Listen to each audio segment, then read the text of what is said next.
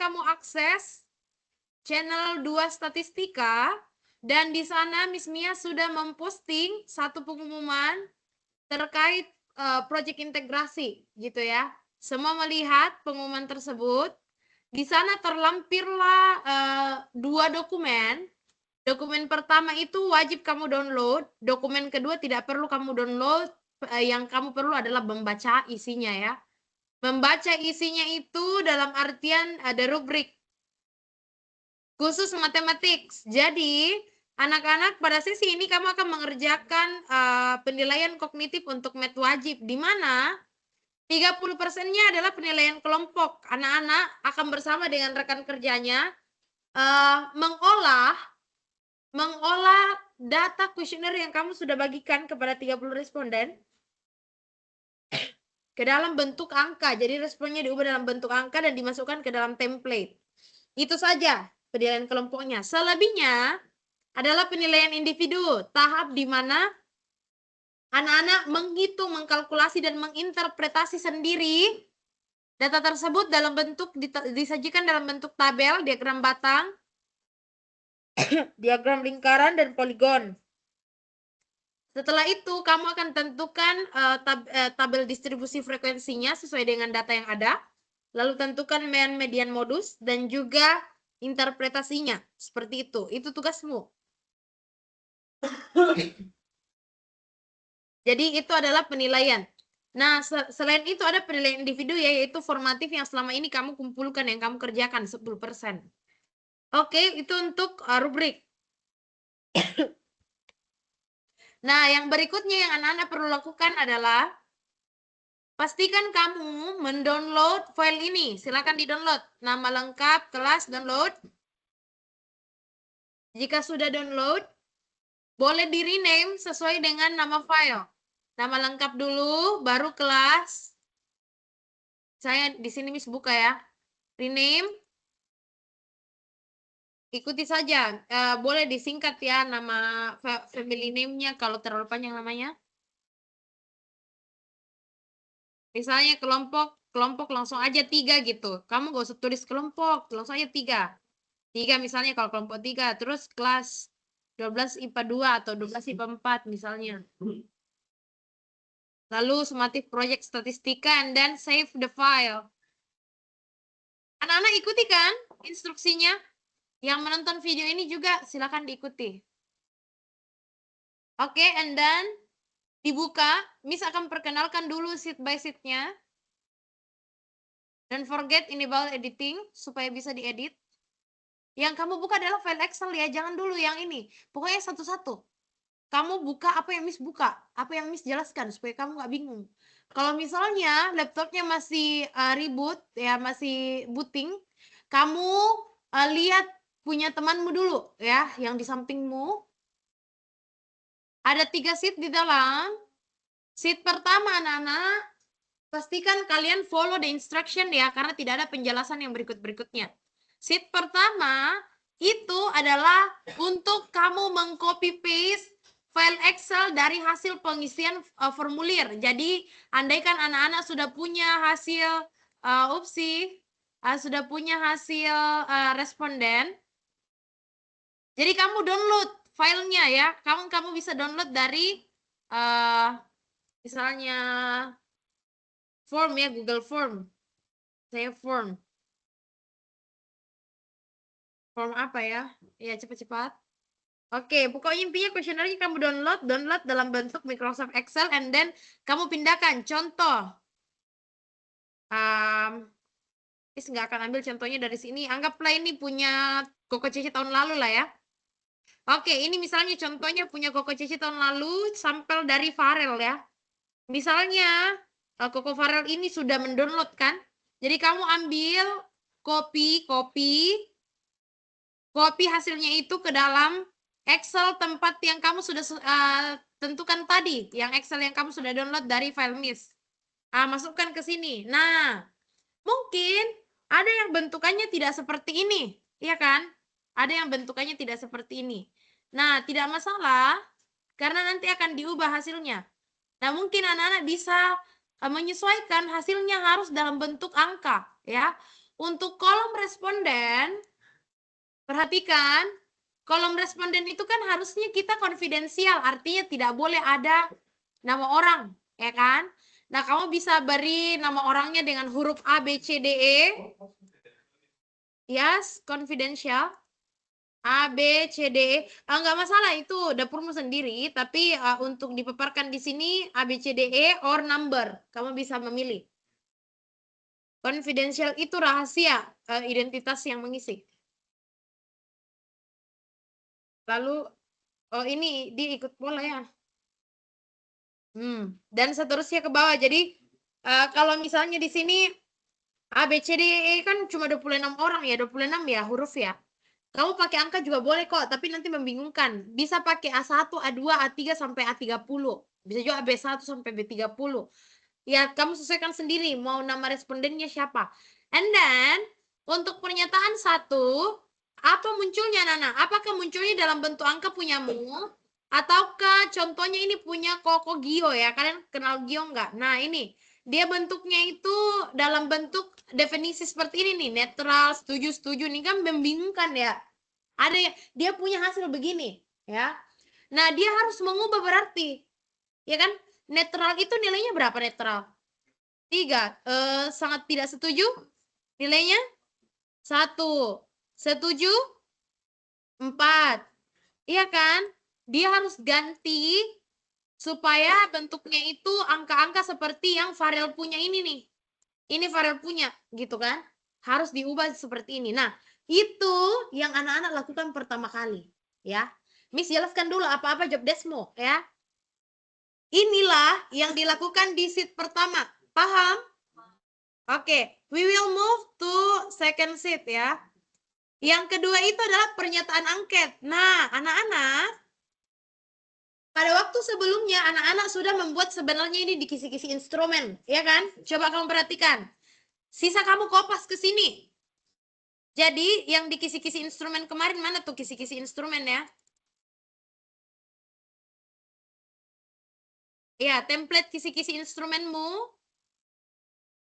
Ada tuh yang di bagian sini. Nih, yang bagian ini yang kamu isi toh. Ini yang bagian di sini kamu copy paste masuk ke sheet 2. Sheet 2 di template yang kamu barusan download tadi. Copy paste ke sini. Nah, kayak gitu. Intinya sudah jelas di situ apa pernyataan angketnya dan pernyataannya positif apa negatif. Itu yang kamu lakukan. And don't forget to change the title. Sesuai dengan judulmu. Ini judulnya yang di template itu penggunaan ChatGPT di kalangan pelajar SMA ya. Kamu ganti sesuai dengan title kamu di teks argumentatif. Nah, itu adalah hal kedua yang anak-anak lakukan. Paham? Ya. Nah, kemudian hal ketiga yang anak-anak lakukan adalah pada bagian ini. Pada bagian ini anak-anak, di situ terdapat beberapa keterangan ya keputusan angket secara general, sangat general. Misalnya nih, semua mata melihat. Jika maksimal responden menjawab setuju pada pernyataan positif, andaikan semua pernyataan yang ada di sini itu pernyataan positif. Yang kalimat negatifnya pun kita positifkan. Contoh kalimat negatif ya. Saya hadir terlambat tiap hari. Itu kan negatif kan ya? Ya toh? Nah, bagaimana cara mempositifkan kalimat tersebut? Saya terlambat tiap hari. Cara mempositifkannya berarti bagaimana? Saya, kalimat positifnya adalah saya selalu hadir tepat waktu. Itu kalimat positif dari kalimat negatif tadi, ya. Mungkin si orangnya itu dia jawab misalnya pada pernyataan contoh nih, saya terlambat tiap hari ya, terlambat tiap hari. Nah, mungkin jawaban dia untuk ini anak-anak dia jawab 1. Artinya sangat tidak setuju. Nah, kalimat positif dari saya terlambat tiap hari apa?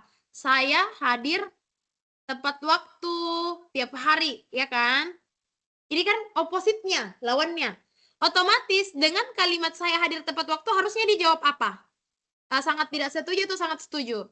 Sangat setuju, jadi poinnya 5 kayak gitu. Nah, yang Miss mau highlight adalah andaikan semua kalimatnya itu bernada positif, nggak ada negatifnya. Kira-kira keputusan angketnya apa? Kalau misalnya ini contohnya mengukur kedisiplinan siswa ya, terhadap pengaruh belajarnya. Artinya keputusan angketnya adalah, oh ternyata kedisiplinan itu sangat menentukan keberhasilan siswa dalam belajar. Terbukti melalui apa namanya angketnya ini banyak yang disiplin dan ya dan terbukti hasilnya juga baik kayak gitu ya. Tapi kalau misalnya kalau misalnya rata-rata orang tidak setuju terhadap pernyataan positif, artinya apa? Ternyata banyak siswa yang belum disiplin sehingga berpengaruh juga pada hasil kayak gitu ya. Jadi ada keputusan akhirnya. Nah, sekarang Miss kasih kontekstualnya. Ini contoh punya Gio kali ya. Nah, coba si Gio ini mau melihat adanya pengaruh daya beli terhadap penggunaan layanan pay letter. Nah, jika maksimal responden menjawab setuju, maka ada pengaruh daya beli terhadap penggunaan pay letter. Kalau ini, kalau maksimal tidak setuju, berarti tidak ada pengaruh daya beli terhadap pembelian pay letter. Nah, kalau misalnya Farel, contoh punya Pak Farel ya. Nah, dia sampaikan begini, ini topiknya keefektifan jaringan 5G gitu ya. Nah, dia sampaikan ada beberapa poin di sana. Dia sampaikan begini, jika maksimal responden menjawab setuju, maka artinya hal-hal baik yang terjadi ya, tingkat paparan hoax rendah, mirip lah kalau misalnya kayak di IG medsos gitu kan, tingkat paparan hoax rendah, pelaku pengguna positif, terus dampak hoax minimal, terus kesiapan mengadopsi perubahan cukup tinggi dan tidak ada urgensi mengatasi masalah hoax. Itu artinya semua baik-baik aja gitu loh. Nah, tetapi kalau misalnya rata-rata responden menjawab tidak setuju pada pernyataan yang positif-positif, maka artinya hoax tinggi, perlakuan pengguna itu negatif, dampak hoaxnya signifikan, ada urgensi. Jadi itu yang diputuskan gitu secara general. Jadi ini juga yang Nana putuskan, misalnya nih tentang apa bermain Mobile Legends ya, apakah mempengaruhi fokus belajar? Kayak gitu. Berarti kalau semua orang responden rata-rata setuju untuk pernyataan positif bahwa Mobile Legends justru mendukung tingginya motivasi belajar, maka pernyataan keputusan angketnya adalah ternyata Mobile Legends itu berdampak baik bagi pelajar. Mereka makin semangat mengikuti pembelajaran, misalnya kayak gitu. Semakin termotivasi. Nah, kalau negatifnya berarti Mobile Legends membuat siswa itu kehilangan fokus kayak gitu sehingga berdampak negatif kayak gitu. Jadi paham ya bedanya ya. Itu yang anak-anak lakukan untuk tahap ketiga. Paham? Paham. Oke. Nah, tahap keempat masuk ke pengolahan angket. Yang anak-anak lakukan adalah mengcopy paste angka-angka yang kamu sudah dapatkan tadi dari sheet 1. Misalnya ini sheet satunya kan ya. Nah, ini kamu Ctrl C semuanya. Lalu Ctrl P ke sini. Nah, semua di situ ya. Udah. Kayak gitu aja yang kamu lakukan.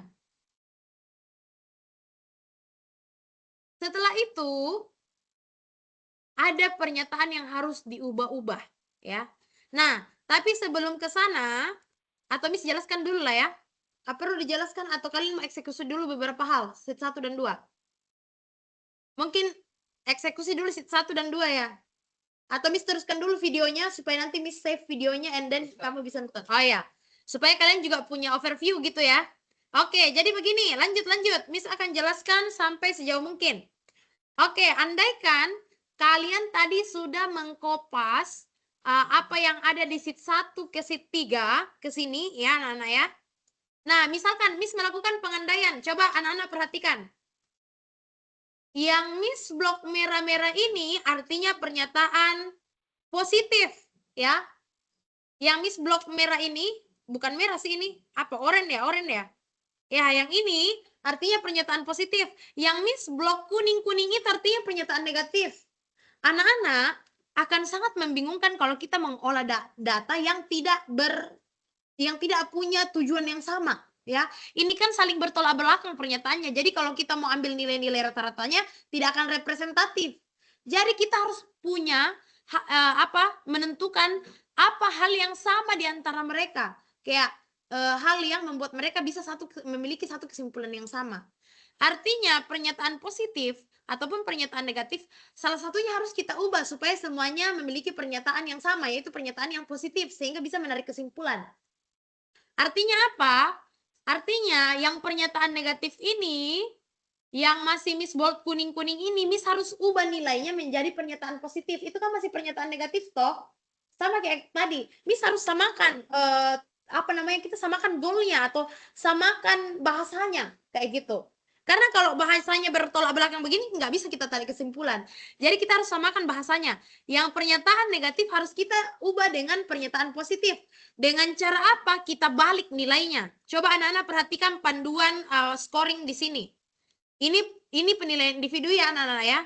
Pemberian scoring itu penilaian individu. Jadi kamu nggak boleh kerjasama. Jadi kalau anak-anak perhatikan di sini, kalau misalnya pernyataannya positif, maka angkanya akan tetap ya seperti ini. Kamu nggak usah ubah yang pernyataan positif. Pernyataan negatif kita ubah sebaliknya. Contoh.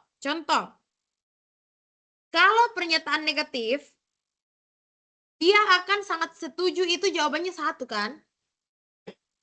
Sangat setuju terhadap sesuatu itu dia jawab 1. Kayak gitu. Padahal seharusnya dia jawabnya 5. Iya toh? Kayak gitu. Kalau misalnya jadinya pernyataan negatif, intinya dibalik maknanya. Jadi kalau misalnya di sini pernyataan 2, ini kan negatif nih. Ya, ini Miss block ya. Dan beri highlight kuning untuk setiap pernyataan negatif.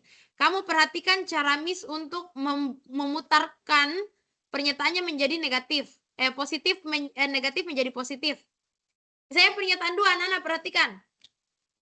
Di sini nilainya itu 3. Artinya kalau kita mau positifkan nilainya berubah jadi apa?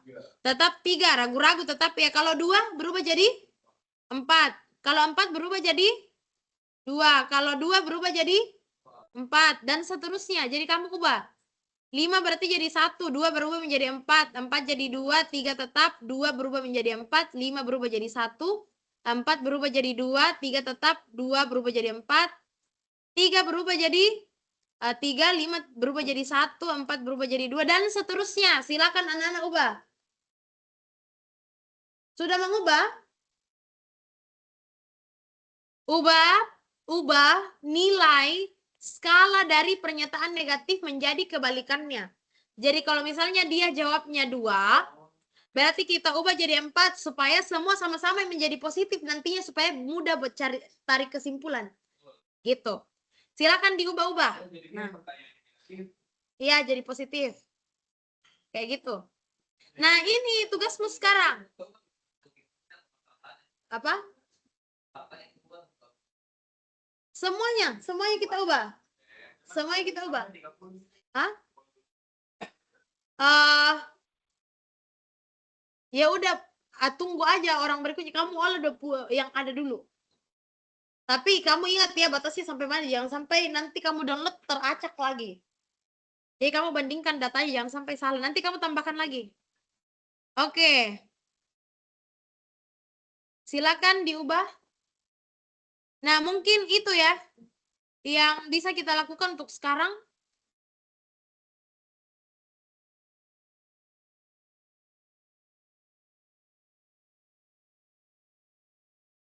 Sana cepat-cepat. Nah, kalau sudah mengubah semua pernyataan negatifnya menjadi sebaliknya, anak-anak kira-kira ada nggak shortcutnya? Cara cepat. Ada. Hah? Oh, kamu blok baru replace. How could it be? Contoh, example ya, katanya replace adalah cara yang mudah. Caranya, ini habis blok, misalnya Miss mau ubah nih, yang kolom ini, blok. Terus, di mana? Where is the tools? Apa? Buatkan. Oke, coba Miss mau bereksperimen lebih dulu. Insert. Misalnya kita mau ubah ini ya, coba sama dengan replace. Replace, ada nih.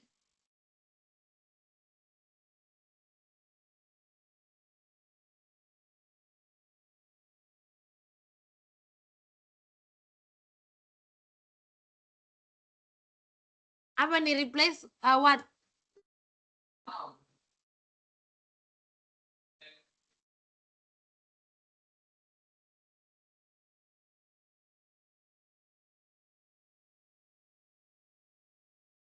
Oh,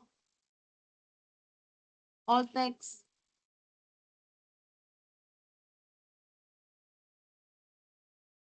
Replace for.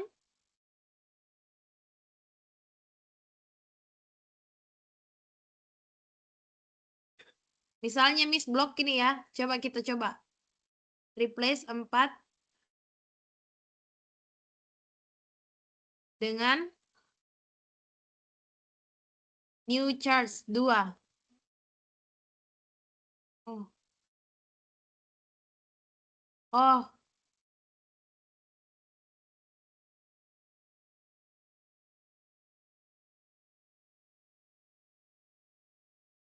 No, not kutip-kutip. Enggak bisa. Anak-anak find the way ya. Gimana cara cepatnya? Tapi intinya tugasmu adalah mengubah menjadi sebaliknya untuk pernyataan-pernyataan negatif. Gitu. Jadi 3 tetap ganti 3, 4 berubah jadi 2. Kemudian 5 berubah jadi 1 dan seterusnya. Nah, kalau andaikan sudah, ini Miss ngomong step berikutnya ya. Andaikan sudah, silakan anak-anak totalkan, samkan masing-masing pernyataan responden ya. Misalnya ini, semua mata melihat, sama dengan sum, terus kamu blok total dari pernyataan responden 1, pernyataan 1 sampai 10. Jadi di blok ke samping ya. Jadi kita menjumlahkan setiap orang dijumlahkan. Jadi kamu jumlahkan 36 sum. Jangan bercerita ya, semua mengikuti. Nilai individu loh. Oke, sum dan seterusnya. Kalau sudah, ini sudah bisa terbaca polanya, kita drag aja turun ke bawah supaya berlaku sama buat responden berikutnya. Nah, satu lagi. Oke, nah jika sudah seperti ini, jika kita sudah menjumlahkan total dari masing-masing responden, andaikan anak-anak semua respondennya ini menjawab semua pernyataan positifnya dengan sangat setuju, total poinnya berapa? Hah? Kalau misalnya semua si respondennya ini menjawab 10 pernyataan itu dengan sangat setuju terhadap pernyataan positifnya, berapa total poinnya? No, not only 5 for each question, tapi kalau 10 berarti 50. Nah, berarti total maksimumnya adalah 50 ya, artinya dia sangat-sangat setuju terhadap semua pernyataan positif, ya kan? Nah, di sini ada 36, berarti 36 out of 50, ya kan? Dan seterusnya. Kalau 30 responden menjawab sangat setuju untuk semua, berapa totalnya? Berarti 50 50 per orang yang paling tinggi kali 30. 50 kali 30 berapa? 1.500. Berarti skor keseluruhan paling tinggi itu adalah 1.500. Jadi nanti di bagian ini taruh 1.500. Ya. Nah, terus untuk total skor yang di atas didapat dari sama dengan sum, jumlahkan dari atas sampai bawah. Jadi dijumlahkan semua total pernyataan dari setiap responden, dijumlahkan semua ke bawah. Ditotalkan, enter. Nah, berarti anggaplah ini total skor yang didapatkan dari responden 1018 dari 1.500 suara. Dari 1.500 skor tertinggi. Nah, itu kamu persenkan, itu berapa persen ya? Caranya sama dengan total skor dibagi dengan 1.500 dalam bentuk persen. Nah, ini sudah otomatis persen ya. Jadi keluarlah skor interpretasinya adalah 67%. Artinya 67% apa? Artinya orang ini memikirkan bahwa apa yang diteliti, misalkan contoh ChatGPT terhadap fokus belajar. Artinya mereka tuh cenderung positif terhadap ChatGPT gitu ya. Mereka berpikir, oh ternyata ChatGPT ini bermanfaat positif lebih banyak kepada fokus belajar. Gitu. Jadi cara tahu itu jadinya positif lebih banyak, lebih condong positif. Cara lihatnya adalah dari skor maksimum Likert yang ada di sini anak-anak. Di sini sudah dipatok sangat tidak efektif kalau misalnya 0 sampai 19%, 19,99. Tidak efektif kalau 20 sampai 39, kurang efektif kalau 40 sampai 59%. Efektif kalau misalnya 60 sampai 79, artinya ChatGPT ini sangat berefek. Bukan sangat berefek, berefek saja ya. Bukan sangat berefek. Berefek, ChatGPT itu berefek terhadap fokus belajar siswa misalnya. Dan efeknya itu pasti positif karena mereka responden rata-rata setuju terhadap pernyataan positif gitu kan. Nah, berarti diperoleh skor Likert, kamu taruh di sini, kamu edit, diperoleh skor Likert 67%. Sehingga dapat disimpulkan bahwa misalkan ChatGPT memiliki, tergantung apa yang kamu pilih tadi. Di sheet kedua tadi kamu tulis apa? Kalau misalnya rata-rata memilih setuju terhadap keputusan angketnya. Nah, berarti ini yang kamu kopas ke sana ya. Jadi kopas ini yang ini. Karena lebih banyak yang merasa itu efektif. Jadi itu yang kita kopas. Yang keputusan angket rata-rata orang setuju, itu yang kita kopas di sini. Diperoleh sekitar 67% skor Likert, sehingga dapat disimpulkan bahwa apa tergantung materi. Bahwa bla bla bla bla, tidak ada ini, tidak ada apa, kayak gitu. Tergantung topik, kayak gitu. Kalau ChatGPT berarti skor Likertnya 67%, artinya ChatGPT memiliki dampak baik terhadap fokus belajar siswa kayak gitu. Nah, kamu simpulkan di situ. Nah, seperti itu saja. Itu adalah to-do list yang kamu harus lakukan. That's all. Pertemuan berikutnya kita akan bahas masuk ke bagian ini, yang sebelahnya. Di sebelah ini ada penyajian data anak-anak dan juga dalam bentuk histogram. Kemudian ada polygon frekuensi dan pie chart. Itu yang kamu akan sajikan. Ini adalah penilaian individu. Nah, itu saja, silakan kamu kerja. Ya.